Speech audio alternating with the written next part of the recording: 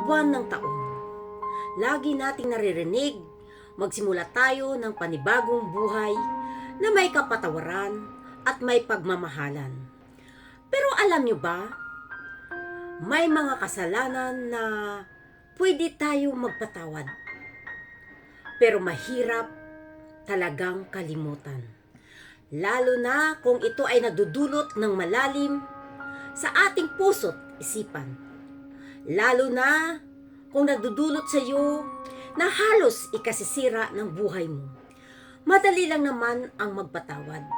Ngunit, mahirap lang talaga makalimot.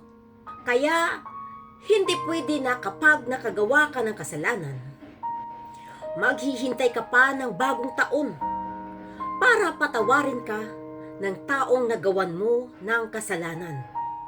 Dahil ang paghingi ng tawad, wala sa katapusan ng taon o sa unang araw ng taon, kundi ang paghingi ng tawad ay sa mismong araw na nagkasala ka sa isang tao.